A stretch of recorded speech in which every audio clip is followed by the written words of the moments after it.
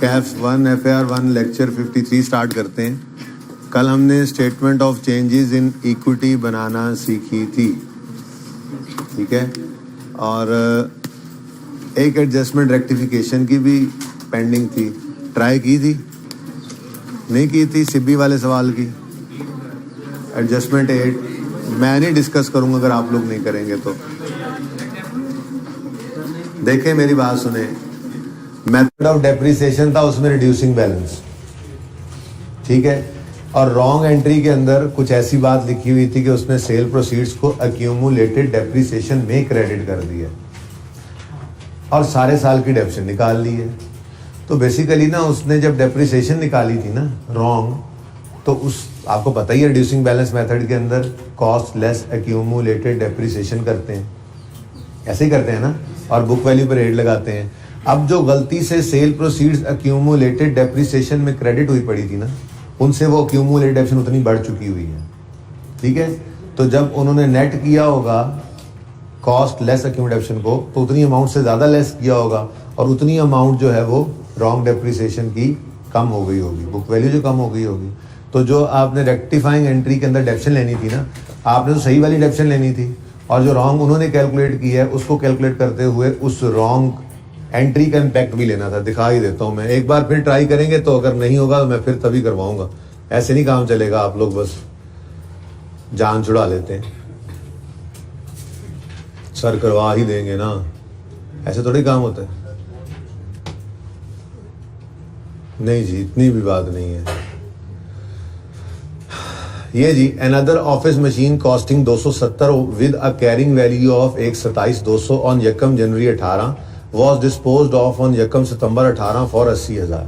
अब जब आपने करेक्ट डेप्शन निकालनी है ना, तो आपको पता है 127,200 आपके पास start of the year accumulated ये बुक वैल्यू पड़ी हुई है, ठीक है ना।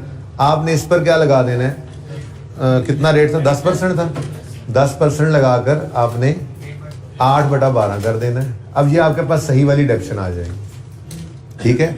लेकिन जरा रॉन्ग एंट्री पे गौर करें, the sale proceeds were credited to accumulated depreciation account का मतलब ये है, देखो ना ये कैसे निकला, ये 127,200 कैसे निकला, 270 की कॉस्ट थी, इनके दोनों का डिफरेंस कितना आता है, एक्यूमुलेशन कितना आता है 270 और 127,200 का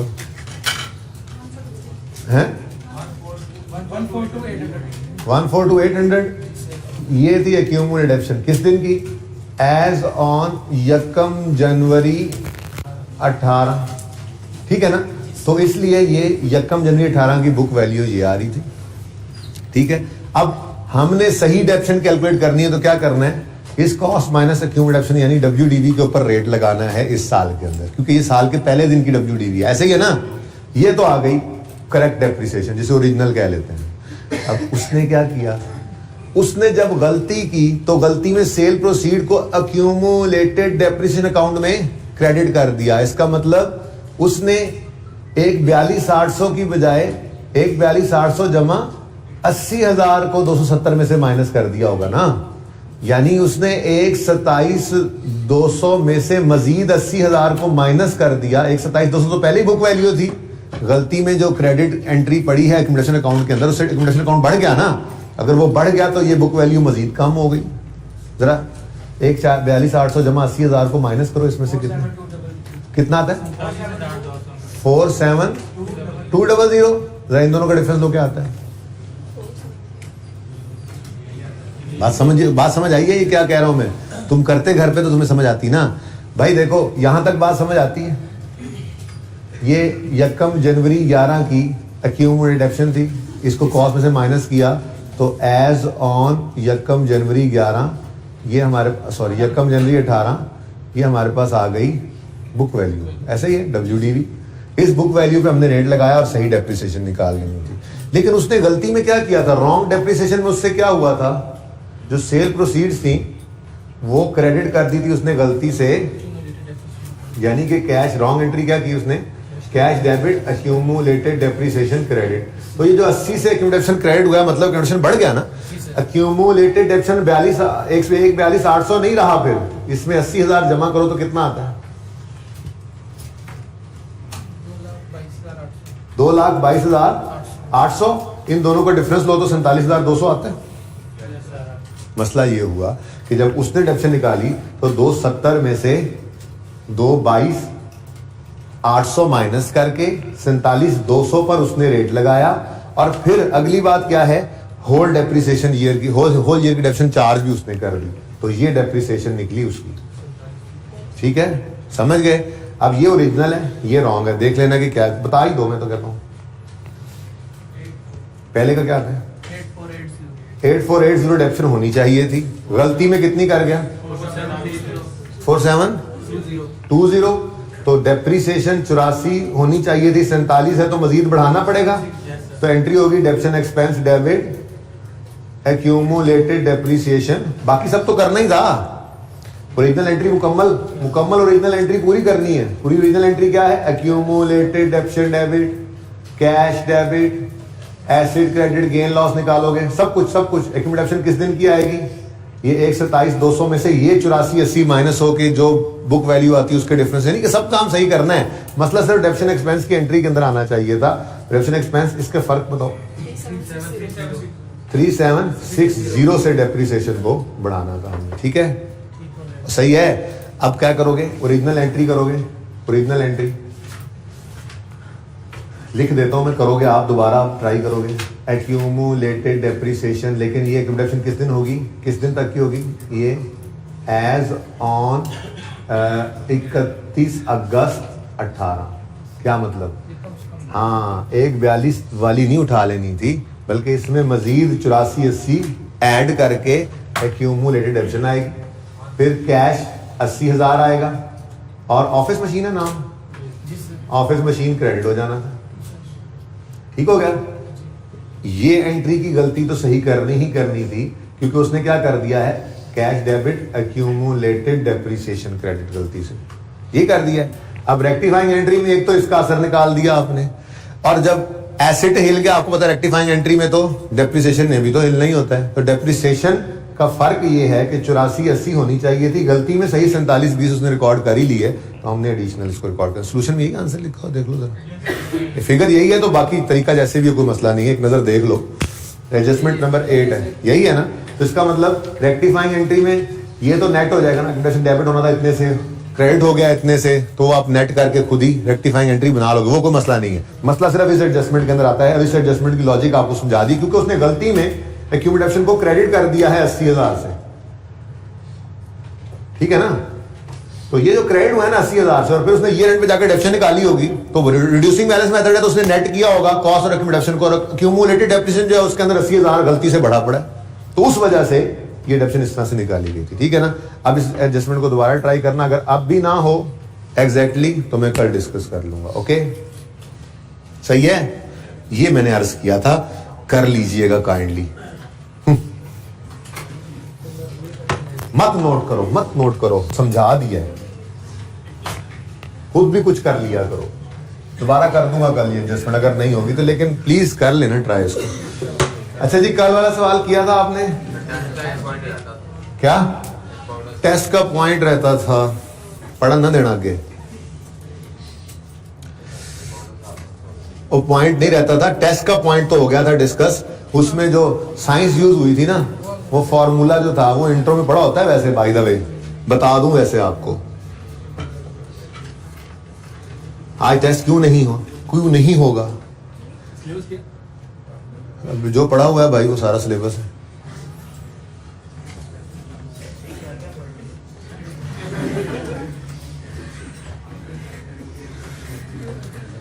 अच्छा जी, ये सवाल तो हमने पूरा कर लिया था, लेकिन इसमें एक कॉन्सेप्ट यूज हो रहा था, प्रॉफिट बिफोर बोनस और आफ्टर बोनस वाला है, तो इंट्रो का कॉन्सेप्ट लेकिन जल्दी से देख लेते रहा। एक एग्जांपल बना रहा हूं,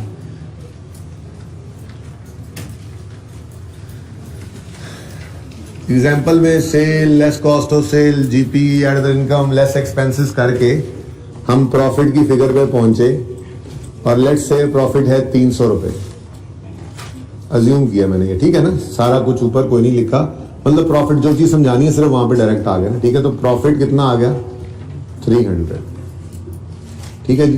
अब हमने ना अपने मैनेजर को ये लालच दिया हुआ था कि आपको ना, आप अच्छी परफॉर्मेंस दो, आपको हम प्रॉफिट की परसेंटेज देंगे। अब प्रॉफिट के साथ अगर सैलरी कमीशन लिंक हो जाए ना, तो जो मैनेजर होगा वो ज़्यादा से ज़्यादा प्रॉफिट्स लाने की कोशिश करेगा, ताकि जितने प्रॉफिट ज़्यादा हों मेरे पैसे भी उतने, कमीशन उतना ज़्यादा बन जाए। ठीक है, अब ये 300 का प्रॉफिट आया। अब दो सिचुएशंस है। एक सिचुएशन तो ये है, सिनेरियो 1 क्या हो सकता है कि वो कहे, सीधी बात, बिल्कुल सीधी वाली बात, कि मैनेजर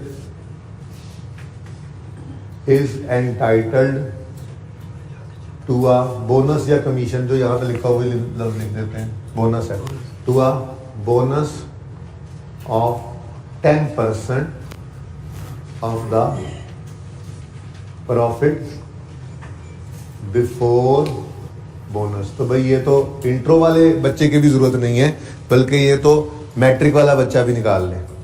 क्या मतलब, ये प्रॉफिट की फिगर है। किस चीज की फिगर है जी? प्रॉफिट की फिगर है, और ये प्रॉफिट कौन सा है? Before bonus. अभी इसमें से बोनस माइनस नहीं हुआ, ऐसा ही है। अब बोनस की परसेंटेज, बोनस एक्सपेंस है ना, लेस करना है, बोनस की परसेंटेज निकालनी है, तो सिंपल क्या करोगे, प्रॉफिट बिफोर बोनस 300 है, इंटू 10%, 30 का आंसर बोनस आया, और 270। अब ये हमारे पास आ गया प्रॉफिट आफ्टर बोनस। बस कहानी खत्म। अगर ये पे कर दिया है तो एंट्री होगी bonus expense debit cash credit. अगर कह रहा है कि नहीं एक्रू करना है, पेएबल है, तो bonus expense debit bonus payable credit. यहां तक को मसला। ये तो सिंपल सिनेरियो है ना, कि bonus is a percentage of profit before bonus हो तो जिंदगी आसान है। फॉर्मूला क्या होगा, बोनस कैसे निकलेगा? सर्फ एक्सेल नहीं, बोनस कैसे निकलेगा? देखो देखो देखो, profit before bonus into bonus percentage. इसके लिए तो मैं कह रहा हूं ना, इंट्रो पढ़ने की जरूरत भी नहीं थी, तो मैट्रिक का बच्चा भी निकाल ले। इसको बताओ ना कि यार 10%, अगर 300 का 10% हमें मिलना है तो कितना बना होगा? 30। ठीक है, तो ये हो गया सिनेरियो 1। मैं बाकी डाटा सेम रखता हूं ताकि आपको फर्क पता लग सके। ठीक है, मैं सिनेरियो 2 के अंदर बाकी डाटा सेम रखता हूं इस एग्जांपल में। वैसे ही सेल से प्रॉफिट तक पहुंचे। ये प्रॉफिट है बिफोर बोनस 300 रुपया। ठीक है, और यहां पे हम मौजूद हैं और फनकारी लगाई अकाउंटेंट ने। सेठ साहब को मशवरा दिया, सेठ साहब बस एक लफ्ज का हेर फेर है, लेकिन आपको देखना कितना फायदा होता है। आपने उसको 10% ही कहा है ना, 10% ही कहें, बस ये बिफोर के लफ्ज को बदल के आफ्टर कर दें। बेचारे प्रोडक्शन मैनेजर को क्या समझ लगनी है, मार्केटिंग मैनेजर को क्या समझ लगनी है, आप करके तो देखें, आपको बताता हूँ क्या फायदा होगा। तो एक और तरह से भी गिवन हो सकता है प्रॉफिट। तो manager is entitled to a bonus of 10% of the profit after bonus। profit after bonus 10% किसका है जी? बोनस के बाद वाले प्रॉफिट का। अब मसला ये आया, इधर देखो, मसला ये आया कि बोनस जो हमने लेस करना था, इधर देखो, लेस बोनस, उसमें ये 300 तो हम रख नहीं सकते। बात समझ रहे हो? हमें तो कह रहा है ये जो है ना, ये इसका 10%, यानी प्रॉफिट आफ्टर बोनस का 10% चाहिए। अब आफ्टर बोनस प्रॉफिट ही नहीं है, तो 10% उसका कैसे ले? अब समझ से बात बार हो गई। तो पहले तो मैं आपको सिखाऊंगा बिल्कुल एक बचपन वाला ही तरीका, उससे हम काम चलाएंगे। कैसे? मैं कहता हूं इसको ना एक्स अज्यूम करो, ठीक है? तो फिर ये क्या हो जाएगा, एक्स का 10% कितना बनेगा? 0.1x, ऐसे ही है।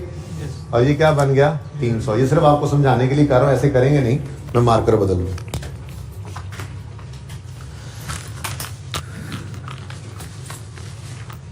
देखें, मैं ही कह रहा हूं कि इसको x अज्यूम कर लें तो फिर ये 0.1x हो जाएगा और ये 300 ही है ऐसे। तो ये इक्वेशन बन गई है। इक्वेशन क्या बनी? x इज इक्वल टू या 300 minus 0.1 of x is equal to x। ये इक्वेशन बन गई।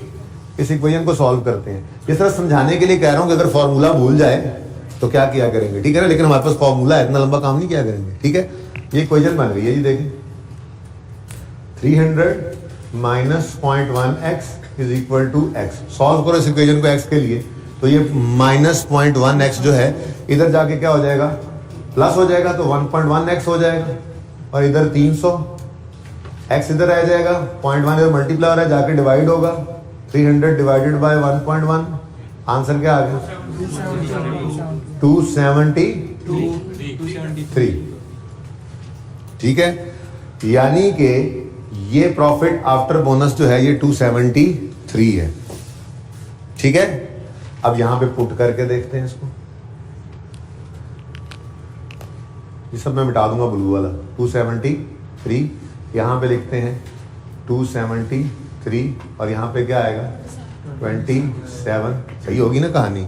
और फनकारी भी चेक करो अकाउंटेंट ने क्या लगा ली। नाम 10% ही आ रहा है लेकिन बोनस कितना जा रहा है, यहां 30 था यहां 27 हो गया। कर ली ना उसने अपनी फनकारी, बात समझ रहे हो। तो ये समझ आया कैसे निकला ये। ठीक है, मसला क्या था, ये पता नहीं था कि कितना है जिसका 10% देना है। उसे एक्स अज्यूम किया तो एक्स का 10% 0.1x बन गया। तो ये इक्वेशन सी बन गई, इक्वेशन को सॉल्व कर लिया। लेकिन हम ऐसे नहीं किया करेंगे, हम ऐसे नहीं करेंगे, बल्कि हम यहां पे आफ्टर बोनस प्रॉफिट हमारे पास है ही नहीं, निकाल तो लिया हमने लेकिन इतना लंबा काम पर्चे में कौन करे। आफ्टर बोनस प्रॉफिट तो हमारे पास होता ही नहीं, तो हम ये 10% इस पे नहीं लगा सकते। फिर हम एक फॉर्मूला बना लेते हैं। वो फॉर्मूला ये है, जो प्रॉफिट अवेलेबल है ना वो पकड़ो। वो कौन सा है?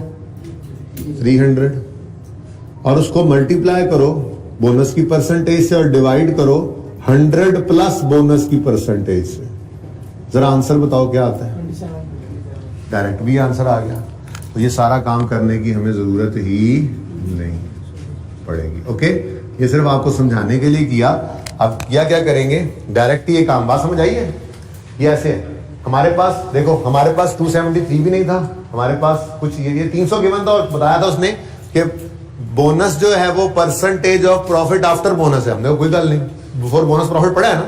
इधर देखो सारे 300 पे आपने 10% नहीं करना, 300 इंटू बोनस परसेंटेज नहीं करना, बस ये करना है 300 into bonus percentage divided by 100 plus bonus percentage, यानी 100। अगर 10 है तो 10/110, अगर 5 है तो 5/110, अगर 15 है तो 15/115। ठीक है, सही है। 15 है तो 15/115, 10 है तो 10/110, 5 है तो 5/105, यानी कि 100 ऐड कर देना डोमिनेटर में, तो यही काम डायरेक्ट हो जाना है। ये इतना काम करने की जरूरत नहीं पड़ा करेगी। ठीक है, अब अगर ये मामला हो तो बोनस निकालने के लिए क्या करेंगे, हम प्रॉफिट बिफोर बोनस ही पकड़ेंगे। हम कैसे निकालें, बाद वाला तो है नहीं हमारे पास, लेकिन मल्टीप्लाई करेंगे उसको bonus percentage over 100 plus bonus percentage. ठीक है जी, सही है। अच्छा, अब ये कॉन्सेप्ट ही हमारा यूज हुआ था टेस्ट 5 में। मैं अब सॉल्यूशन ओपन करता हूं। फिर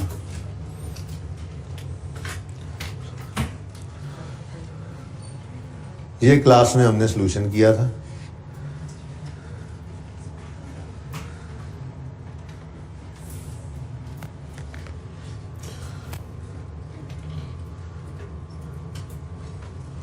ये देखें जी, बोनस जो हमने रिवर्स किया था वो क्या निकला 280। ये तो पता लग गया था ना आपको कैसे निकला था।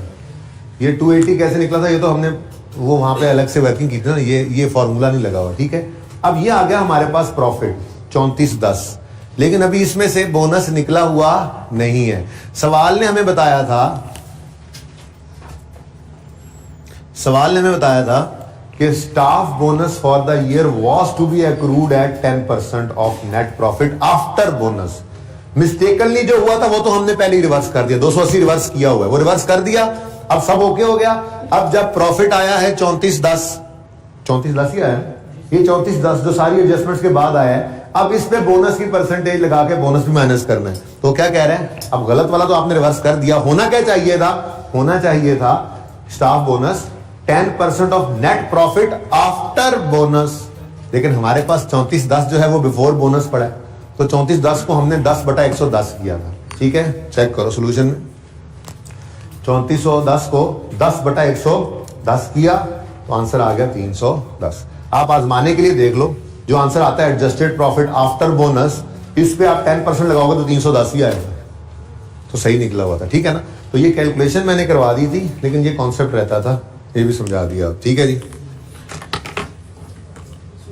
प्रॉफिट, ये बोनस, कमीशन, कोई भी नाम दे दे, अगर तो परसेंटेज है बिफोर बोनस वाले प्रॉफिट की, बिफोर बोनस या कमीशन वाले प्रॉफिट की, फिर तो मसला ही कोई नहीं, उसी के ऊपर रेट लग जाएगा।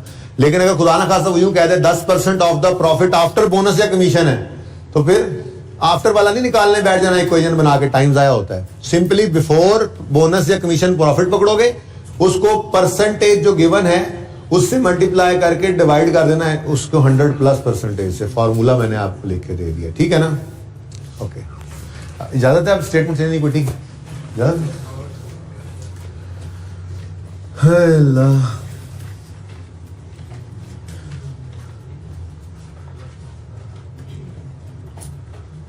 कहाँ गया? अच्छा जी, company X started a business in January 2017। ये कल वाला सवाल है, इसमें बस एक चेंज है, और वो चेंज है पॉइंट नंबर 6 मैंने बीच में ऐड कर दिया है, ये कल मैंने गायब कर दिया था। ठीक है, तो यही वाला सवाल कर लेते हैं, लेकिन आज फिर डायरेक्ट ओपनिंग जो है वो मैंने पहले ही निकाल लिया था, तो आज ओपनिंग डायरेक्ट लिख लेंगे। इजाजत है इस बात की? सवाल बिल्कुल वही है, सिर्फ इसके अंदर राइट इशू भी आ जा रहा है। ठीक है, तो राइट इशू सिखाना है, ये सवाल करते हैं, उसके बाद फिर 1-2 सवाल डिस्कस करते हैं। तो मैं आपके साथ फिर 1 मिनट रुक जाओ, 1 मिनट बैठ जाओ अब्दुल्ला, तस्वीर बनानी है, बना लें। अच्छा, तो फिर आप वो होमवर्क के अंदर क्वेश्चन लेके जा सकेंगे। ठीक है,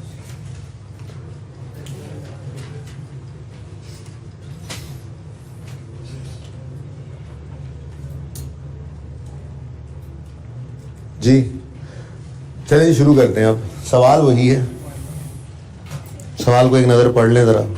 आज का हैंडआउट आपको नहीं भेजा, ये सवाल वही है, बस आज भेज दूंगा, बनाया नहीं अभी, टेस्ट बना रहा हूँ ना कल रात को। आप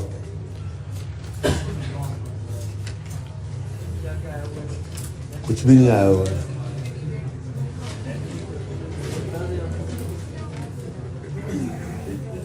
पंद्रह नंबर का टेस्ट।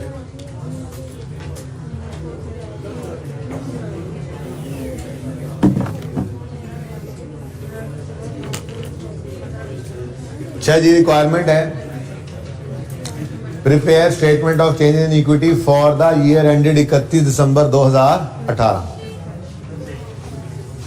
अच्छा जी, जब तक खुद से कहना दे, हम statement of change in equity 2 साल की नहीं बनाया करेंगे। ठीक है, इस टॉपिक के अंदर जिस साल की कहेगा सिर्फ उस साल की statement of change in equity बनानी है। जैसे अभी 18 की कह रहा है तो सिर्फ 18 की बनाएंगे। मैं सवाल में कहीं पे रिक्वायरमेंट ऐड करके डबल इकट्ठी बनाना सिखाऊंगा ज़रूर, क्योंकि IAS 8 में भी हमने इसी को यूज़ करना है जाके, डबल को। ठीक है, तो किसी सवाल की रिक्वायरमेंट नहीं होगी ना, मेरा दिल कर रहा होगा डबल बनाना सिखानी है, तो मैं उसमें ऐड कर दूंगा, और प्रैक्टिस के लिए भी इस रिक्वायरमेंट में ऐड कर लेंगे, कोई मसला नहीं है। ठीक है, फिलहाल तो सवाल, कंपनी का नाम क्या है? Company x. बना क्या रहे हैं? Statement of changes in equity. Statement of changes in equity, और ये बना करती है फॉर द ईयर एंडेड। तो फॉर द ईयर एंडेड 31 दिसंबर 2018।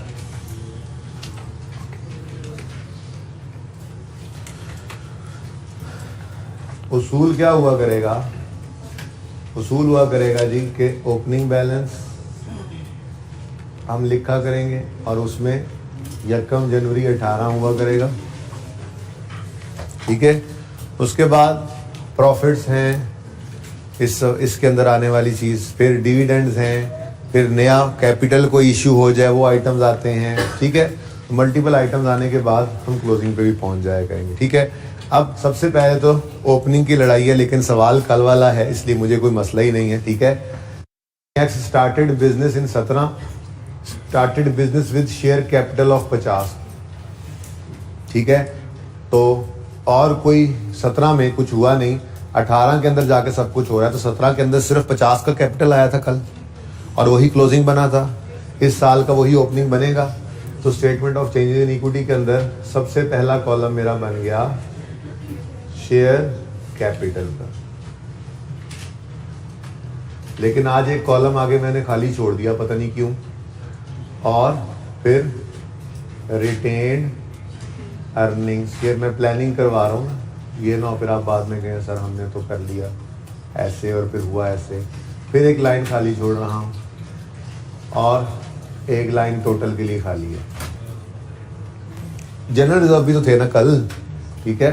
और हो सकता है मुझे कुछ समझाने के लिए एक आधी लाइन और डालनी भी पड़ जाए, ठीक है, वो मैं वैसे ही डाल दूंगा बाद में। ओके, सही है ना। अच्छा जी, तो ओपनिंग शेयर कैपिटल कितना है? 50 का 50 रुपीज़ है, मिलियन है, मिलियन है तो ऊपर एक ही बार लिख देंगे रुपीज इन मिलियन। तो कल का सवाल करवा देना जल्दी, मकसद सिर्फ यही होता है कि आप एक दिन पूरा इस सोच में लग जाएं, हाँ चेंज इन इक्विटी बनी, अच्छा उसमें ये आया वो आया, वो सोचते सोचते ना दिमाग में चीज़ें बैठ भी होती हैं, सवाल भी जन्म ले रहे होते हैं, तो इस वजह से, वरना सवाल तो दोबारा ही करवा रहा हूँ मैं अगले दिन, ठीक है। बस वो ज़रा जो थोड़ा सा टाइम लेने वाली चीज़ थी वो मैंने गायब कर दी थी बीच में से। ओके जी, उसके बाद पिछले साल में प्रॉफिट कमाया था 30 मिलियन का और कोई डिविडेंड शिविडेंड नहीं दिया हुआ था पिछले साल में, ठीक है ना। अगर तकलीफ हो तो ओपनिंग बना लेना जैसे आपने बनाया था कल। तो 30 रुपीज़ की रिटेन्ड अर्निंग्स पिछले साल की क्लोजिंग थी जो ओपनिंग बन गई। यहाँ तक सवाल में कोई चेंज नहीं है, इसलिए जिसने देखना हो कल वाले लेक्चर में वो 17 की चेंज इन इक्विटी देख ले, 50 और 30 उसको नजर आ जाएगा, ठीक हो गया। उसके बाद फेस वैल्यू देखते हैं कहाँ पे यूज़ करनी है। फेस वैल्यू हर शेयर की 10 रुपये है पाकिस्तान के अंदर, ठीक है। स्टार्टेड बिजनेस वाली कहानी हो गई, ये 30 हो गया। अब रह गया है तो ये 45 2018 का प्रॉफिट और उसके बाद 4, 5, 6, 7 ये 4 एडजस्टमेंट्स, ये सारी की सारी 18 से रिलेट कर रही हैं। बाकी ये दोनों डिब्बे जो हैं, डिब्बा लगा देता हूँ इधर भी, आप कहोगे डिब्बा नहीं लगा, उधर डिब्बा, इधर आप कह रहे हैं डिब्बा, उधर बोल रहा है। अब ठीक है, डिब्बे में डिब्बा, डिब्बे में 50 मिलियन, ठीक है। और ये डिब्बे जो थे, ये दोनों डिब्बे रिलेट कर रहे थे 2017 से, और बाकी ये सब कुछ जो है वो 2018 का है। ये प्रॉफिट 45 मिलियन का 2018 है और बाकी सारी एडजस्टमेंट्स, ठीक है। अब 1 बाय 1 शुरू कर देते हैं, चलो यहीं से पकड़ लेते हैं। 2018 का प्रॉफिट कितना है?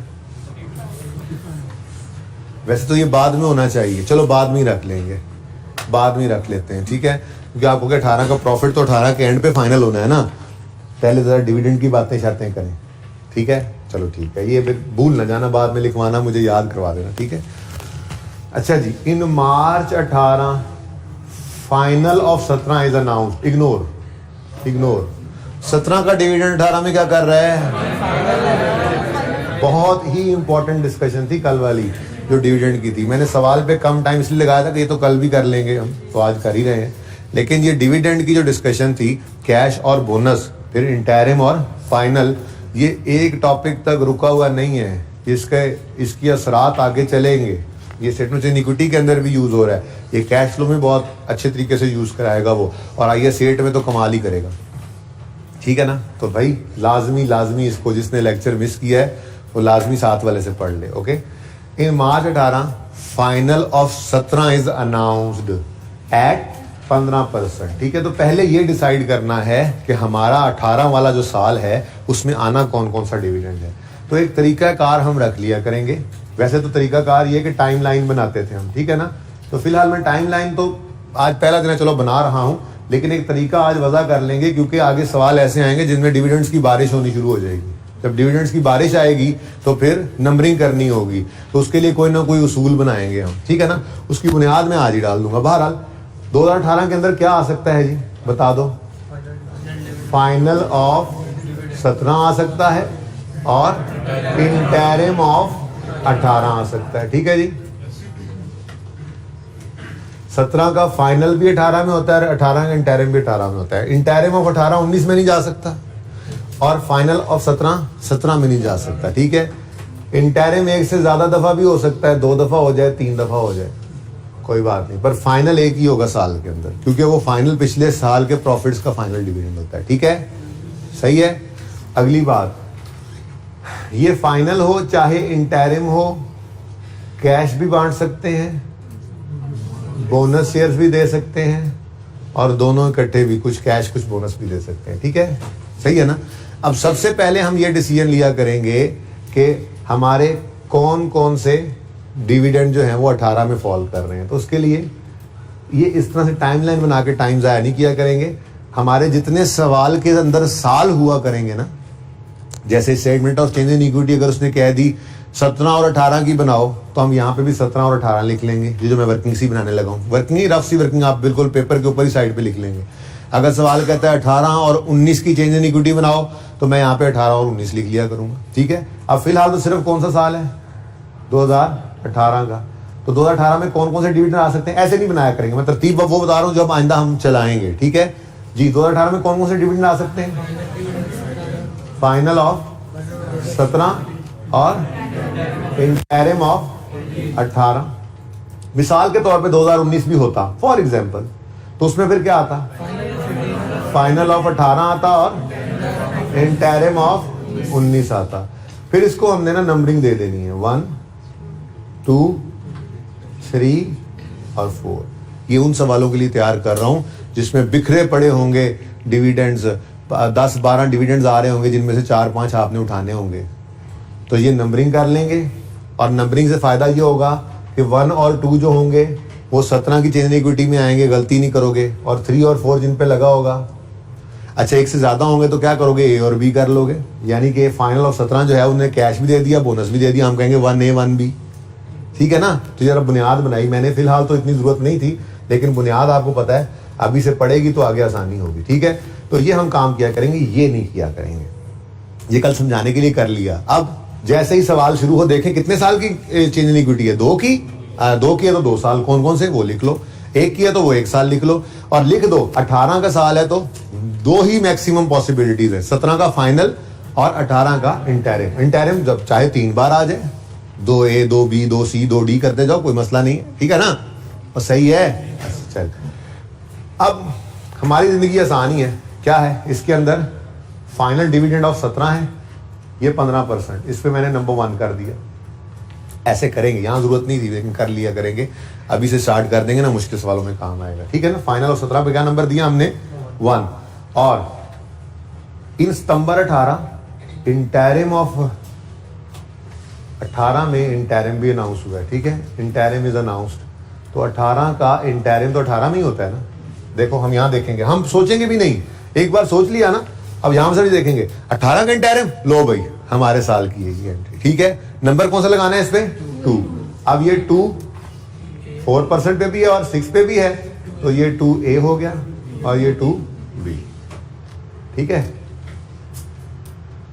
और ठीक है, ये तरीका यहां सवाल में जरूरत नहीं था, लेकिन ये हेल्पफुल बहुत है आपको मुश्किल सवालों के लिए। तो अभी से तैयारी, जैसे याद करो बोरिंग कॉस्ट में आपने पहले सवालों में नंबरिंग शुरू की थी, कहते यार ये क्या फजूल काम, उस्ताद पीछे लग गया, नंबर वगैरह नंबरिंग लगा रहे। जब स्पिन इंडस्ट्री से पहुंचे, कुरैशी स्टील का सवाल टेस्ट में आया, ग्रेनाइट कॉर्पोरेशन किया, तब अंदाजा हुआ, अल्फा ट्रेडिंग किया कि यार नंबरिंग के बगैर तो शायद हम सवाल में फंस जाते और बेताशा गलतियां करते। ठीक है ना, तो आसान सवालों में काम सीख लिया जाता है, फिर मुश्किल में उसको अप्लाई करते हुए मसला नहीं होता। ओके, सही है। अच्छा, तो चलें जी, डिविडेंड की कहानी शुरू हो गई है। इधर देखो, जब आप statement of changes in equity बना रहे हो ना, ठीक है, तो आपने 18 की चेंज इन इक्विटी बनानी है, आपको नजर आ गया है कि 3 डिविडेंड आ रहे हैं। अच्छा, ये तो क्योंकि सवाल पहला है ना, तो 3 ही रखे हैं, जो तीनों आने थे। असल पर्चे का सवाल क्या करेगा, 5-6 डिविडेंड दे देगा, जिसमें से 2-3 आपने लेने होंगे, 2-3 इग्नोर करने होंगे। तो फिर यहां पे वो वाले लिख लेंगे जो हमारे बनते हैं। जैसे हम यहां पे सबसे पहले लिखेंगे फाइनल डिविडेंड ऑफ 17, और है कौन सा, कैश। ठीक है, उसके बाद इंटरिम डिविडेंड, ये नजर पता नहीं आ रहा होगा कि नहीं यार, वो ऑनलाइन वालों की बात कर रहा हूँ। फाइनल डिविडेंड ऑफ 17 और है ये कैश। फिर इंटरिम डिविडेंड ऑफ 17 का इंटरिम तो 17 में हो गया होगा, 18 में नहीं आ सकता। ओके, और ये कैश भी है और बोनस भी है। ठीक है जी। अब दो बातें कल मैंने आपके साथ की थी जिनको आज थोड़ा एक्सप्लेन करूंगा। पहली बात ये की थी कि dividend percentage is always applied on latest share capital balance. क्यों करते हैं, चलो ये बाद में अभी करते हैं, पहले ये एंट्रीज कर लेते हैं आप। ठीक है, अब लेटेस्ट शेयर कैपिटल बैलेंस क्या नजर आ रहा है, 50, तो कैश डिविडेंड निकलेगा 50 इंटू 15%। ठीक है, 50 इंटू 15%, क्या आंसर आया, 7.5। अब ये जो डिविडेंड है, ये डिविडेंड कौन सा है, कैश। तो कैश डिविडेंड की एंट्री क्या सिखाई थी कल आपको, डिविडेंड डेबिट, डिविडेंड पेबल, वो जो ड्राइंग से हमने निकाली थी एंट्री, ऐसे ही है, डिविडेंड डेबिट, डिविडेंड पेबल। और डिविडेंड डेबिट कहां पे होता है, रिटेन्ड अर्निंग्स में। ठीक है, तो ये एंट्री हमें पता है, अब इसको हमें जबानी करना है। ठीक है ना, जबानी कैसे, मतलब जो इफेक्ट चेंज इन इक्विटी में आएगा सिर्फ वो दिखाएंगे, बाकी जबानी। तो डिविडेंड ने डेबिट कहां होना है, रिटेन्ड। ये भाई क्या चीज है, स्टेटमेंट ऑफ चेंजेस इन, और इक्विटी मींस कैपिटल जैसे। तो भाई इसमें जितने भी आइटम्स हैं, रिटेन्ड अर्निंग्स है, शेयर कैपिटल है, शेयर प्रीमियम है, जनरल रिजर्व है, रिवैल्यूएशन सरप्लस है, जो कुछ भी इसमें है उसकी नेचर क्रेडिट है। इक्विटी के आइटम्स हैं और इक्विटी की नेचर क्रेडिट है, तो इसमें हर आइटम क्रेडिट नेचर का होता है, कोई डेबिट नेचर का आइटम है ही नहीं। ठीक है ना, अब क्रेडिट नेचर का आइटम है और डिविडेंड रिटेन्ड अर्निंग्स को क्या कर रहा है, डेबिट, यानी रिटेन्ड अर्निंग्स क्या हो रही है, डेबिट, तो मतलब कम। क्रेडिट नेचर की चीज को डेबिट करें तो क्या होती है, कम। तो रिटेन्ड अर्निंग्स हुई डेबिट, कितने से, 7.5 से। ठीक है, आज एक्सट्रैक्ट बैलेंस शीट के भी बनाते हैं जरा, ठीक है ना। 12 डिविडेंड, डेबिट और बैलेंस शीट ओपन कर ही लेते हैं, यहां पे करके करें।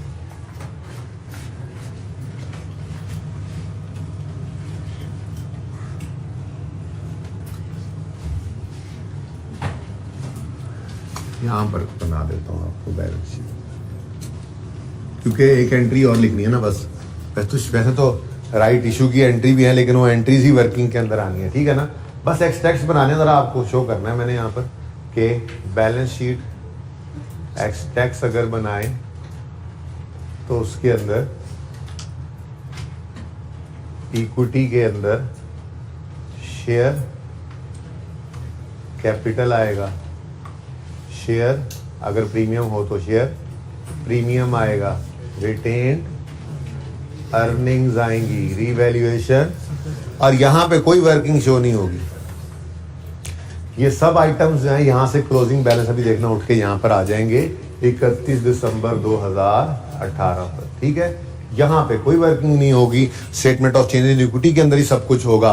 ओपनिंग इतना था, इतना प्रॉफिट बढ़ा, इतने डिविडेंड बढ़े, इतने बोनस शेयर्स बढ़े, कैपिटल बढ़ गया, कैपिटल कम भी करेंगे एंड पे जाके, लेकिन कैपिटल बढ़ गया, प्रॉफिट कम हो गया, प्रॉफिट ट्रांसफर हो गया, ये सब कुछ यहाँ चेंज इन इक्विटी के अंदर होकर जो क्लोजिंग बैलेंस आएगा ना, वो एज इट इज उठ के यहाँ पे प्रेजेंट हो जाएगा। लेकिन ये वाली बैलेंस शीट आप बनाएंगे FAR 2 में जाके, तैयारी यहाँ पे कर लेंगे आप इंशाल्लाह। ठीक है, वहां पे रिवीजन होगी इन बातों में। तो इधर देखें, कहने का मकसद यह था कि इक्विटी एंड लायबिलिटीज में इक्विटी होती है और फिर लायबिलिटीज होती है ना।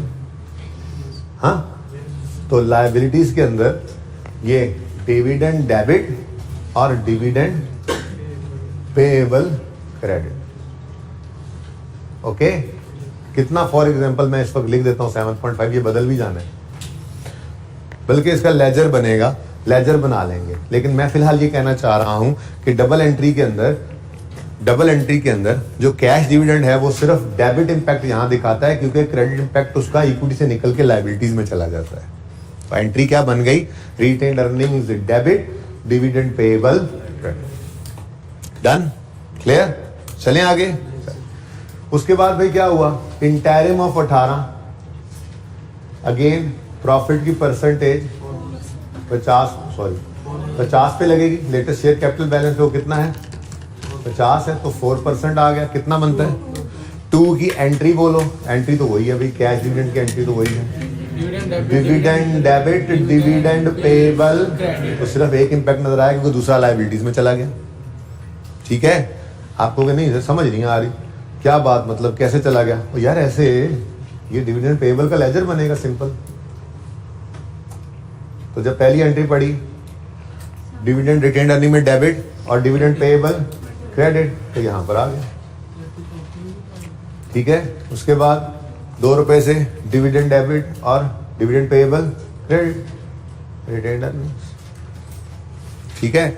अब जैसे जैसे लोग आते जाएंगे उनकी एंट्री होगी dividend payable debit, cash credit, dividend payable debit, cash credit, और क्लोजिंग में जो बच जाएगा वो होंगे जो बंदे अभी तक नहीं आए। ऐसे ही अज्यूम कर लूं कोई फिगर अज्यूम कर लूं।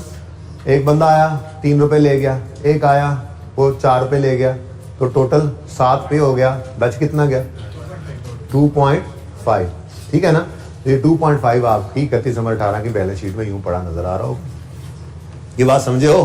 पूरी पिक्चर अब क्लियर हुई सामने। Dividend debit, dividend payable. इसलिए कभी इन दोनों को यहां से मैच नहीं कर पाओगे आप। बात समझे हो? ये तो अनाउंस होकर निकल के सारा कहां चला गया था? पेएबल में। लेकिन दौराने साल पे भी होता रहा होगा, पे होकर कम भी हो चुका हुआ है, जीरो भी हो सकता है। सारे ही ले गए तो कुछ बैलेंस भी ना बचता, जीरो हो जाता। सही है? ओके।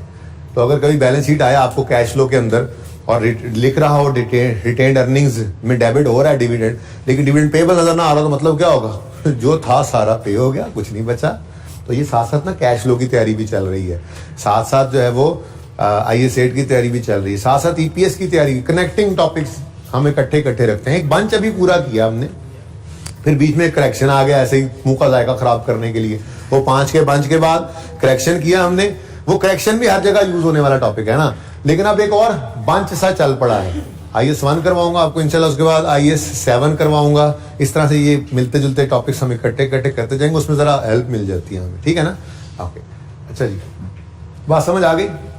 अब नेक्स्ट क्या है जी? Bonus dividend. बोनस डिविडेंड की एंट्री किसी को याद है? हाँ, एंट्री तो वही है, डिविडेंड डेबिट, लेकिन यहाँ पर शेयर कैपिटल क्रेडिट। और डिविडेंड डेबिट कहाँ होगा? रिटेन्ड अर्निंग्स में। ठीक है जी? तो फिगर बाद में लिख लेते हैं। अब प्रॉफिट परसेंटेज को तो लेटेस्ट शेयर कैपिटल बैलेंस पे अप्लाई करना है। 6%। 3 एंट्री बोलो, डिविडेंड डेबिट, कम किया रिटेन्ड अर्निंग्स को इसने, और शेयर कैपिटल क्रेडिट। तो bonus shares statement of change in equity में ही दोनों इंपैक्ट नजर आएंगे। ठीक है? समझ गए? पेएबल तो नहीं है कुछ, पे कैश तो पे करना नहीं कि पेएबल रिकॉर्ड करें और फिर कैश पे करें। शेयर्स ही दे दिए उनको, तो शेयर कैपिटल बढ़ गया। ठीक है ना? यूं कह सकते हैं हमने ना को आरजी से प्रॉफिट से उनको मुस्तकिल अपने पास काबू कर लिया इस तरह से। तो बहरहाल शेयर कैपिटल बढ़ गया, मुफ्त में शेयर्स बांटे। यहां तक को मसला? ओके, आगे बढ़ते हैं जी। Point number 4 is over, point number 5 is over, point number 6 भी देख लेते हैं।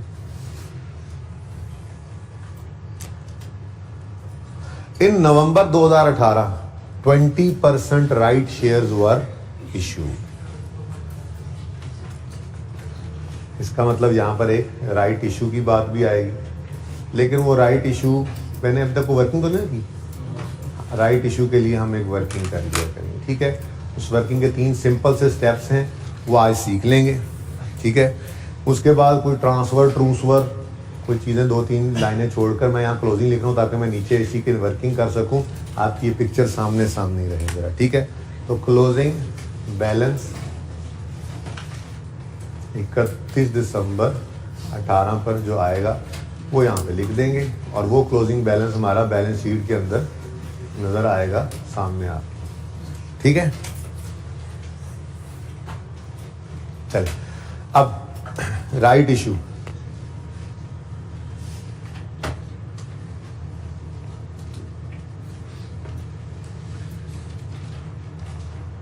राइट इशू के लिए, राइट इशू होता क्या है पहले तो ये पता लगे।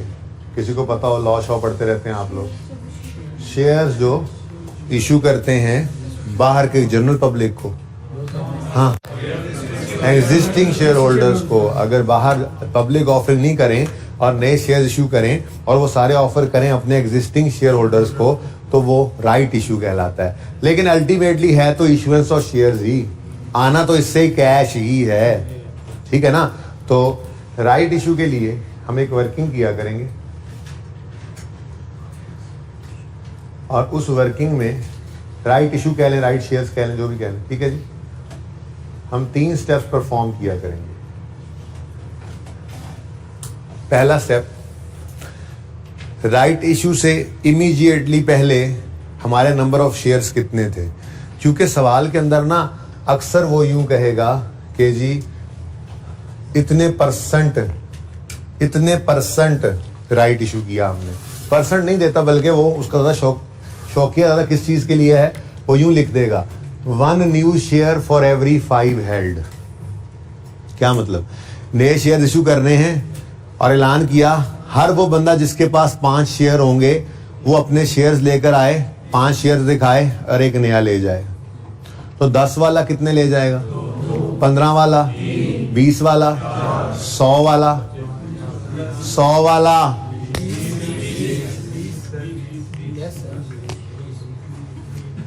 देख लो जिम्मेदारी से, पहले 25 की आवाज भी आई है, फिर बात समझ गए हो ना। ठीक है, यानी अच्छा ये होता क्यों है, देखें कंपनी के अंदर शेयर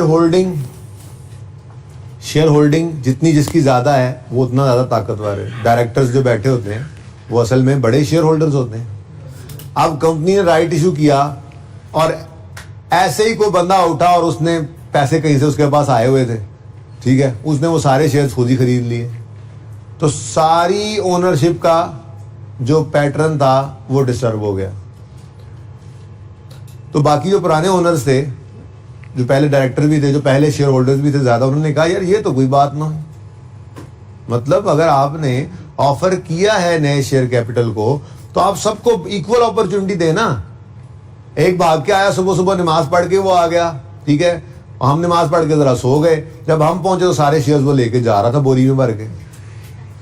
अब वो भी डायरेक्टर बन गया, तो भाई हमें भी मौका देना चाहिए। तो भाई ये लड़ाई जो है ना इसमें पड़ने नहीं देती कंपनीज, बल्कि वो करती ही इस तरह से इशुएंस हैं कि हर 4 वाले को 2, हर 5 वाले को 1, हर 3 वाले को 5, कुछ भी हो वो ऐसी परसेंटेज रख देते हैं कि अगर कोई विलिंग होगा ना, ठीक है, और वो नए शेयर्स लेगा तो पुरानी परसेंटेज हिलने वाली नहीं है। हर 5 जो दिखाएगा शेयर्स वो एक नया शेयर ले जाएगा। तो जिसके पास पहले 5 थे उसके पास 6 हो गए, तो जिसके पास 10 थे उसके पास भी तो 12 हो गए, तो परसेंटेज तो फिर भी वहीं पे रहेगी ना। तो ये इस तरह से अक्सर दिया होता है। शेयर्स जो हैं वो 1 फॉर एवरी 5 हेल्ड, जिसको हम यूं भी कर लिया करेंगे 1/5 × 100 कितना बनता है बताओ, 20%। यानी इसको यूं भी कहेंगे, हम हमेशा ऐसे ही करेंगे, हम इसको हमेशा परसेंटेज में कन्वर्ट कर लेंगे। ये उसूल है हमारा, चाहे बोनस इशू होगा चाहे राइट इशू होगा। अगर वो इस तरह देगा ना 1 फॉर 5, 2 फॉर 4, 1 फॉर 3, हमने 1 फॉर जितना भी होगा, 1 शेयर फॉर जितना भी होगा, या 2 शेयर्स फॉर जितने शेयर्स होगा, हम उसको इस तरह से हमेशा न्यूमरेटर में क्या लिखेंगे, जो न्यू इशू, ठीक है ना, जो न्यू इशू किए, ठीक है, और डिनोमिनेटर में रखेंगे जो एग्जिस्टिंग हेल्ड की बात कर रहा होगा, ठीक है ना, सही है। तो हमने हमेशा क्या करना है, अच्छा हो इससे भी सकता है, मसला नहीं है, लेकिन ये मुश्किल हो जाता है, कंफ्यूजिंग है, बड़ा आसान काम है। जब भी कभी वो 1 फॉर 4, 1 फॉर 5 ऐसी को बात करेगा, हमने हमेशा, उसूली बात है, हमने हमेशा उसको क्या कर लेना है, ये जान के इधर लिखा है ताकि ये परसेंटेज में कन्वर्ट करवाऊं, वैसे वहां पे लिखा तो हुआ था on 1 November 18 20% right shares were issued. का मतलब क्या है कि हर 5 वाले को 1 मिला, ठीक है। अब हर 5 वाले को 1 या 20% निकालने के लिए पहले जरूरी क्या है, हमें यह तो पता हो कि नंबर ऑफ शेयर्स हैं कितने। नंबर ऑफ शेयर्स नहीं गिवन है भाई, ये share capital in rupees given है। ये 50 मिलियन का rupees in share capital in rupees in million में, ये तो नंबर ऑफ शेयर्स नहीं है कि मैं 20% लगा के न्यू शेयर्स जो उसने इश्यू किया निकाल लें। असल मसला ये है कि हमें, ओ भाई नोट करने वाली बुला, असल में मसला ये है कि हमें जो नए शेयर्स इश्यू हुए हैं ना वो चाहिए, ताकि हम परसों वाली क्लास एंड वाली जो घर पे बैठ के आपने सुनी थी, एंड वाली सिचुएशन पे पहुंच जाएं। वो प्राइस बताएगा कि हर शेयर इतने का बिका और इतने शेयर्स जो है वो हमने इश्यू किए, तो हम सिंपल कैश निकाल लेंगे, शेयर कैपिटल शेयर प्रीमियम की एंट्री कर सकते हैं। तो नंबर ऑफ शेयर्स होंगे, देखो उसने तो कह दिया for issued at ₹13 each, share तो 13 रुपए का बेचा है और फेस वैल्यू 10 रुपए है, तो 3 के प्रीमियम पे बेचा है, लेकिन एक शेयर तो नहीं है ना भाई, पता नहीं कितने हैं, 20% ऑफ व्हाट, 50 मिलियन तो रुपीज में पड़ा है।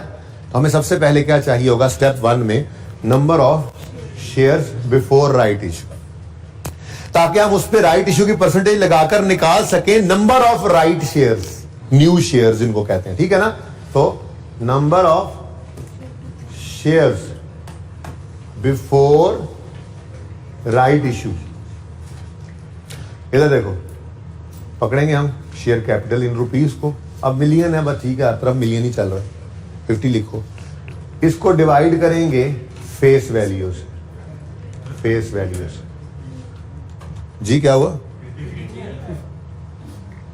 53 आएगा, इसको बोला कौन, अच्छा आप बोले क्या, अच्छा ठीक है, मुझे लगा शायद बाहर से आने वाले को बोला, मैं परेशान होगा, मुझे लगा अब्दुल्ला भाई बोले हैं, मैंने वो कहा बात कर दी, परेशान हो गया जी। बिल्कुल 53 आएगा, माजरत जी 53 ऑलरेडी इन इशू कितने हैं जी 50। अच्छा ये राइट इशू की बात हो ले तो वो बातें पेंडिंग हैं अभी, कौन कौन सी, परसेंटेज कैपिटल पे क्यों लगा रहे हैं जी, प्रॉफिट पे क्यों नहीं लगा रहे, सवाल आ रहा है जहन में। फिर दूसरी, एक ही दिन आ रहे तो पहले बोनस को क्यों नहीं रखा, ये 2 बातें भी पेंडिंग हैं, करेंगे, ठीक है ना। लेकिन इस वक्त कितना कैपिटल पड़ा हुआ है 53, ठीक है।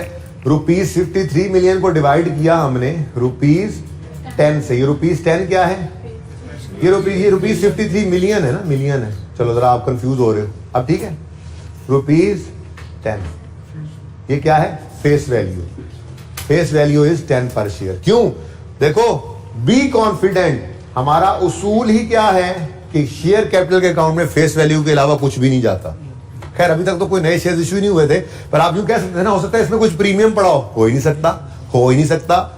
इसके अंदर 10 रुपए ही पड़े हैं हर शेयर के, अगर इससे ऊपर है कोई तो वो शेयर प्रीमियम में आते हैं, और इससे नीचे है कोई तो वो डिस्काउंट प्रॉफिट लॉस में जाता है, एक्सपेंस, और वहां से रिटेन अर्निंग में असर पहुंचता है, ठीक है ना।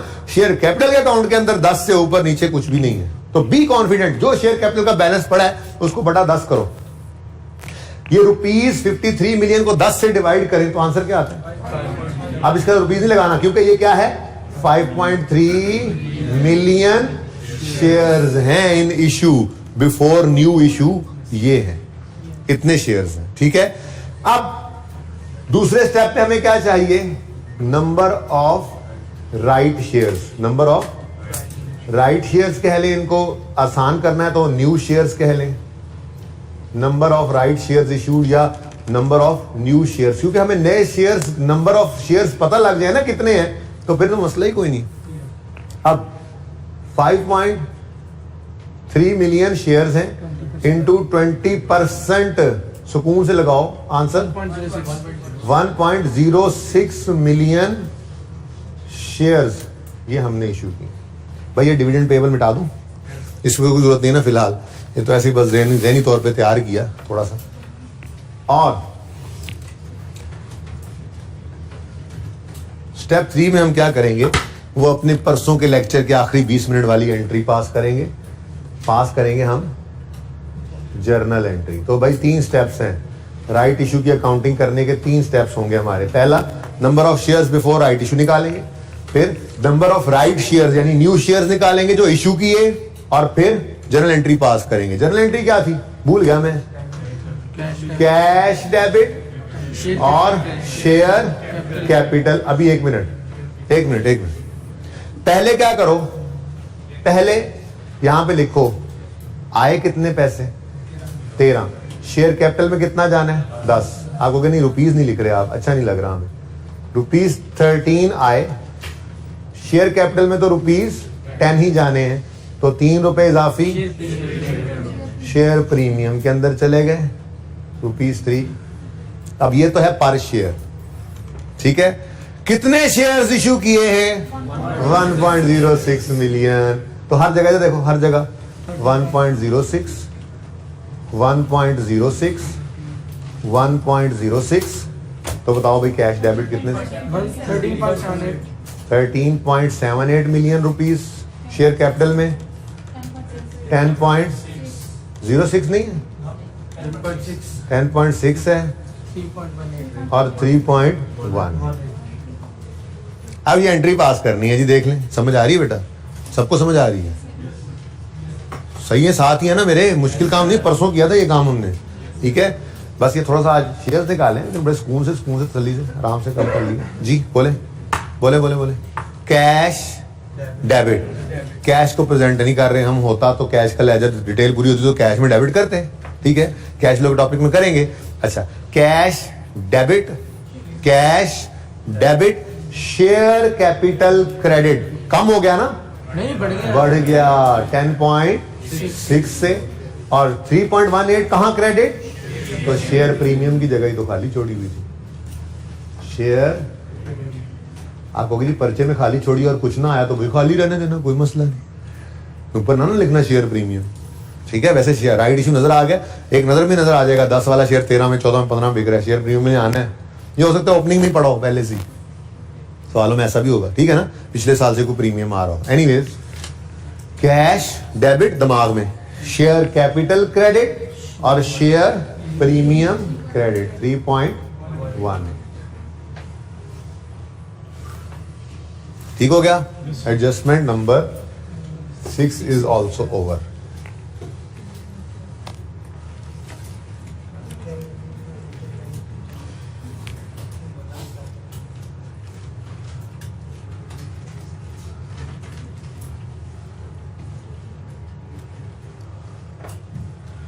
समझ आ गया जी?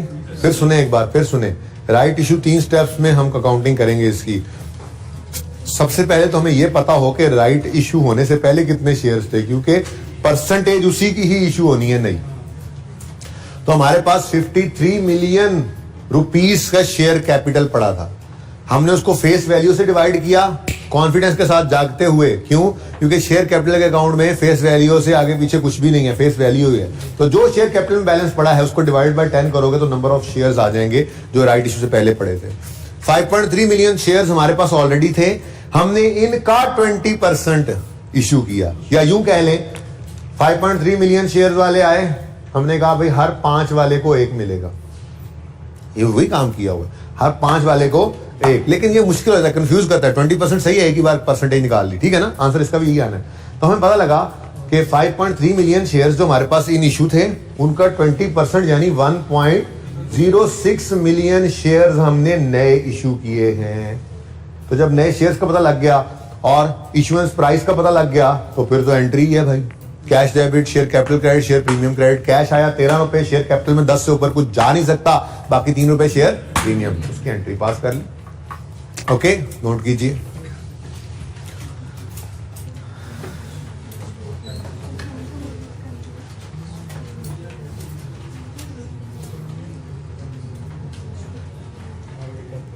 अब इधर देखें जी,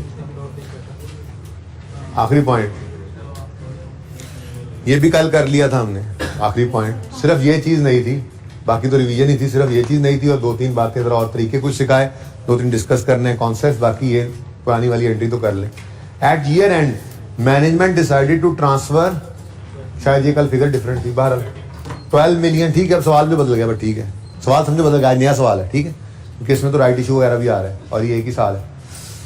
At the year end, management decided to transfer 12 million from retained earnings. Retained earnings में से निकालो कितना? 12 मिलियन और ट्रांसफर कर दो तो ये खाना जनरल रिजर्व्स के लिए बना ले। वैसे तो मैंने आखिरी कॉलम बनाया है टोटल के लिए, लेकिन टोटल फिलहाल आप यहाँ पे लिख लेना। मैं एक और चीज भी समझा देता हूँ। ये क्या किया हमने जी, ट्रांसफर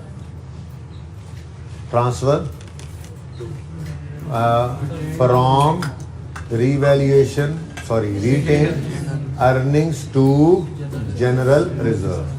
मेरे दिमाग में अगली बात चली ना, वही लिखने लग गया।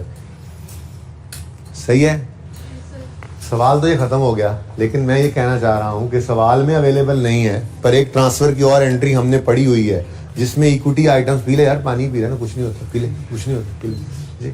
हमने देखा था एक ट्रांसफर की एंट्री होती थी जिसमें यही इक्विटी के दो आइटम्स बढ़ते या कहाँ, RSRE वाली क्लास यही है। RSRE वाला किधर है यार? हाँ, RSRE वाली एंट्री, उसमें RS भी इक्विटी का आइटम था और RE भी, रियल सरप्लस भी और रिटेन अर्निंग भी। अब मेरे सवाल के अंदर रिवैल्यूएशन सरप्लस नहीं है, कोई मसला नहीं, इसको रिवैल्यूएशन सरप्लस भी कहते हैं, रिवैल्यूएशन रिजर्व भी कहते हैं। परेशान नहीं होना अगर कभी रिजर्व लिखा हुआ आ गया तो, ठीक है ना। Revaluation surplus means revaluation reserve, revaluation reserve mean revaluation surplus, एक ही बात है। ओके, अच्छा, मैंने सरप्लस ही लिखा आप लोगों की पसंद की वजह से। मिसाल के तौर पे ओपनिंग में कुछ पड़ा था, इस साल कोई रिवैल्यूएशन नहीं हुई, लेकिन हर साल ट्रांसफर तो होता है ना, तो साल के एंड पे ट्रांसफर की एंट्री पड़ी, रिवैल्यूएशन सरप्लस डेबिट। ये इक्विटी के हर आइटम की नेचर क्रेडिट है, तो डेबिट का मतलब कम करो, तो रिवैल्यूएशन सरप्लस डेबिट कम हुआ और रिटेन्ड अर्निंग्स क्रेडिट ये बढ़ गया। फिगर मैंने नहीं लिखी क्योंकि सवाल में गिवन नहीं थी, लेकिन इसकी एंट्री अगर कभी सवाल में होगा, ये डाटा गिवन, तो हम फिर यूं लिख देंगे ट्रांसफर, सिर्फ ट्रांसफर भी लिख लो, पर्चे में काफी है, लेकिन ये तो आपको समझाने के लिए है ना। Transfer from revaluation surplus to retained. Maximum यही आइटम्स ही हैं, इसके अलावा मेरा नहीं ख्याल आपके लेवल पे कुछ चीज आएगी। हाँ, इनको कॉम्प्लेक्स कर सकता है, डिविडेंड ज्यादा दे दे, राइट इशू के अंदर कोई थोड़ी सी ऐसे फनकारी कर दे। ट्रांसफर्स बस यही हैं, यही हैं, इसके अलावा कुछ नहीं होगा। क्लोजिंग्स बताओ जरा मुझे। Oh no, I have to move a bit down now. पहले बताते मैं जरा स्मार्टली लिखता। का भी था, तांग तोंग नहीं, तांग तोंग।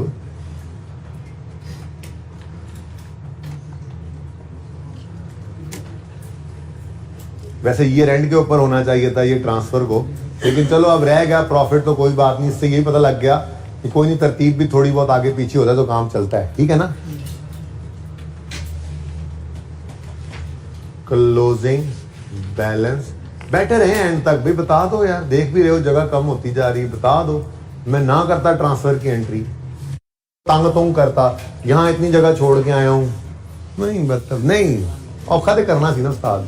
ओके, अच्छा जी, प्रॉफिट फॉर द ईयर लाजमी चीज है, ये इन दोनों से ऊपर बेहतर होता है, लेकिन कोई मसला नहीं है तरतीब का, खैर है, नंबर फिर भी पूरे मिलेंगे। प्रॉफिट फॉर द ईयर 2017-18 की चेंज इन इक्विटी में 18 का प्रॉफिट आएगा, और प्रॉफिट जाएगा रिटेन्ड अर्निंग्स में, और प्रॉफिट है जनाब 45 में। ओके, अब इसको क्रॉस को ऐड ना कर देना, कुछ भी नहीं है, ठीक है ना, बस एक फिगर इसलिए लिखी नहीं है। ओके, लो भी बता दो। 63.6, चलो ये मैं बता देता हूँ। 3.18, ये भी मैं बता देता हूँ, ये भी मैं बता देता हूँ जी। 50.5, ठीक हो गया जी। अब इधर देखो, ये देखो,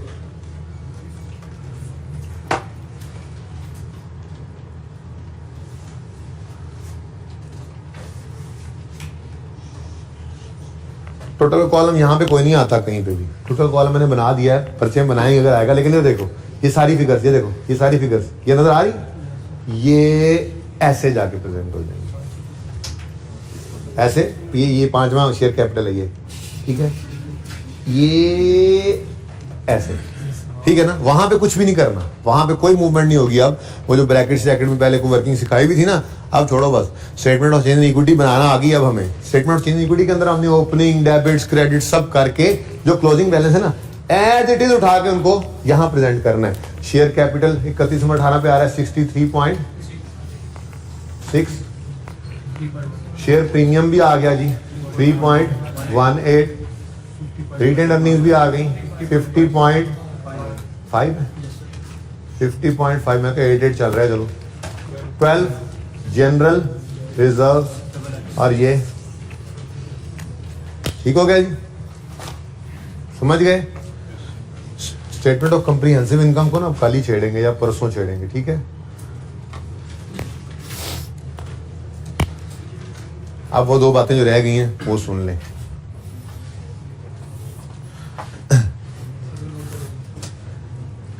पहले सुन लेना, फिर नोट तो करते रहेंगे, मैं मिटा नहीं रहा।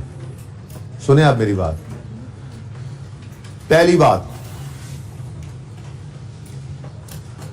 ये डिविडेंड की परसेंटेज प्रॉफिट पे क्यों नहीं लगाते हम? कोई वजह बताएगा या मैं ही बताऊं? मैं तो बता ही दूंगा।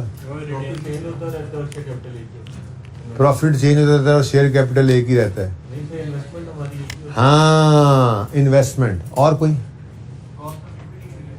कॉस्ट ऑफ इक्विटी, हाँ और कोई एक तो सही होगा। बोलो बोलो बोलो, स्पीक योर हार्ट्स आउट, कोई मसला नहीं, मारो अपनी अपनी चवला। इसकी पंजाबी तर्जमा ये होता है, मतलब बताओ कुछ नहीं होता।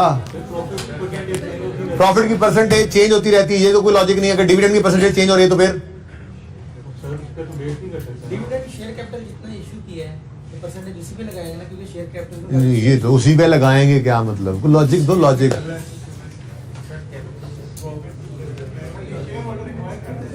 ठीक, क्या शेयर होल्डर तो प्रॉफिट के परसेंटेज बांटो ना। देखो इतना प्रॉफिट कमाया दे दो, हैं? इन्वेस्टमेंट की बेस पे मिलता है, ये कह रहे हो। ये दो बच्चे जिन्होंने इन्वेस्टमेंट की बात की है ना, ये किसी हद तक ठीक है, एक इस भाई ने और एक इसने। अब मेरी बात सुनो, एक बंदे के पास 1000 रुपया पड़ा है, उसके पास दो ऑप्शन है, या वो बैंक में डिपॉजिट करे और सूद खाए, या वो कंपनी में इन्वेस्ट करे और डिविडेंड खाए, ठीक है ना। अब उसने कंपैरिजन जब करना है तो उसने किसकी बेस पे करना है? अगर ये 1000 मैं बैंक में लगाऊं तो इतना रिटर्न मिलता है, अगर ये 1000 मैं कंपनी में लगाऊं तो मुझे इतना रिटर्न मिलता है। अब बात समझो, तो इन्वेस्टमेंट वाले ठीक जा रहे थे, ठीक है ना। क्या मतलब? इन्वेस्टर अपनी इन्वेस्टमेंट को कंपेयर करना चाहता है, सीधी सी बात है। अब इक्विटी इन्वेस्टमेंट है, ये शेयर जो खरीदे हैं ये कंपनी की इक्विटी में इन्वेस्टमेंट की है, तो इक्विटी में इन्वेस्टमेंट की है तो उस पर रिटर्न डिविडेंड है। तो वो कंपेयर करना चाहेगा कि अगर ये 1000 में कंपनी में ना डालता, कहीं और डालता, तो मुझे वहां से कितना रिटर्न मिलता और इस कंपनी से कितना रिटर्न मिल रहा है। तो शेयर कैपिटल की बेस पर ही डिविडेंड को कैलकुलेट करते हैं, ताकि वो जो शेयर कैपिटल जिस बंदे ने इन्वेस्ट कर रखा है वो अपनी इन्वेस्टमेंट को कंपेयर कर सके, कंपैरिजन पर्पस के लिए। अगर यहां ना करता, यहां से मुझे ये 1000 के बदले में 15 मिला है, 1000 के ऊपर 15% मिला है, और बैंक में ये 10% मिलता है। यार देखो, हलाल भी है और अल्लाह ने ज्यादा भी कर दिया। हाँ, थोड़ी सी अनसर्टेनिटी है, लेकिन इसलिए हलाल है। बात समझ गए? तो कंपैरिजन कर रहा होता है। तो ये लॉजिक समझ आ गई। अब लॉजिक को खूह में फेंको। उसूल याद है हमें, क्या? डिविडेंड परसेंटेज को हमेशा किस पे लगाना है? कैपिटल के लेटेस्ट बैलेंस पे, शेयर कैपिटल के लेटेस्ट बैलेंस पे। क्लियर होगी ये बात? अगली बात, आपने कहा सर आपने यहां बड़ी फनकारी की थी, हम आपको बताएं। अगर आप ये बोनस ऊपर लिखते ना तो कैश डिविडेंड 53 पे मिल जाता। सोचो, ऐसे कर दें, ऐसे कर दें। सोचा ही नहीं आप लोगों ने? सोचा ही नहीं? सोचना चाहिए था कम से कम। अगर ये बोनस ऊपर चला जाता तो यहां पे 3 आ जाता, 3 आ जाता, 53। अगले बोनस, अगले डिविडेंड कैलकुलेट करते हुए यहां पे कितना आ रहा था? 53। सर आपने तो धोखा दिया इनको। कोई धोखा नहीं दिया। लॉ पढ़ तो लिया ही होगा। क्या पढ़ रहे होगे? चलो पढ़ लिया, पास हो गया, अच्छी बात है। कंपनी लॉ के अंदर आपको ये बात लिखी मिलती होगी कि बुक्स की क्लोज हो जाती है, क्लोजर, बुक क्लोजर पीरियड होता है, ठीक है ना। यानी कि जब एजीएम करीब आती है ना, जिसमें डिविडेंड अनाउंस होना होता है, उससे पहले शेयर की ट्रांसफर भी रोक देते हैं वो कुछ दिन, बुक क्लोजर पीरियड भी होता है। अब जिस दिन नए शेयर्स इशू हो रहे हैं, इसको ऊपर कल लिखवाया इसलिए नहीं पर्चे में गलती ना हो। उसूल के तौर पे क्या कह दिया? उसूल लिखवाया था ना, उसूल के तौर पे क्या कह दिया था? अगर एक ही दिन कैश और बोनस दोनों आ रहे हो, उसूल क्या है? ये उसूल क्या होता है? ये आपको ऐसे रट्टा लगवाया होता है, अगर पर्चे में गलती ना करो। उसूल क्या है? पहले कैश फिर बोनस। अब उसूल याद हो गया ना। अब लॉजिक की भी सुन लो। पहले बोनस भी लिख दो ना, तो आज ही 3 रुपए पकड़ा कर, 3 शेयर्स पकड़ा के ना, साथ उसका डिविडेंड हम नहीं पकड़ा देते शेयर होल्डर को। डिविडेंड किस पे मिल रहा है? इन्वेस्टमेंट पे रिटर्न मिल रहा है। तो ठीक है ना, तो जिस दिन शेयर नए दे रहे हैं उसी दिन उसको डिविडेंड देते ही नहीं है। उस दिन किस बात का डिविडेंड भाई? वैसे ही बुक्स तो आपको पहले बताया, बुक्स तो पहले ही क्लोज हो चुकी होती हैं, ठीक है। तो बहरहाल उसको छोड़ो, बुक क्लोजर को। कहने का मकसद यह है सेम डेट पर जो शेयर इशू किए जाएं उन पे डिविडेंड कभी नहीं देती कंपनी, ठीक है ना। वो तो पहले जो पुराने इशू किए थे उन इशूड शेयर्स के ऊपर वो अब डिविडेंड दे रहे हैं कि जी ये पैसा जो आप लोगों ने इन्वेस्ट किया था ना, ये पकड़ो, उसने प्रॉफिट कमाया। और अगर आज ही शेयर्स दे रहे हैं नए तो साथ ही डिविडेंड भी दे रहे हैं। यार इसने कौन सा, चलो मुफ्त में शेयर्स बांटे, फिर तो बिल्कुल ही तुक नहीं बनती। यार कौन सा इस पैसे ने इस्तेमाल होकर बिजनेस में प्रॉफिट्स कमाए, अभी तो ये जा ही रहा है इनके हाथ में, ठीक है ना। बहरहाल लॉजिक को फिर फेंको खूह में, ठीक है। और उसूल की बात क्या है? 2 उसूल ड्राइव किए थे। पहला, शेयर कैपिटल डिविडेंड की परसेंटेज हमेशा लगेगी किस पे? लेटेस्ट शेयर कैपिटल के बैलेंस पे।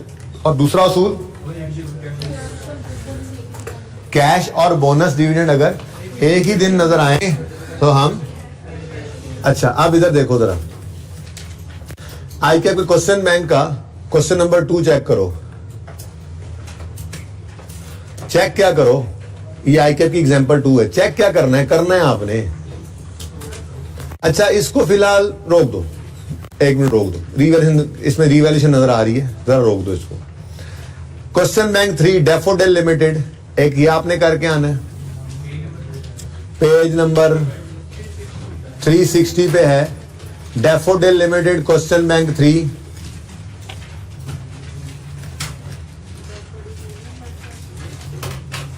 पास पेपर्स कहाँ हैं इसके? और दूसरा जनाब आपने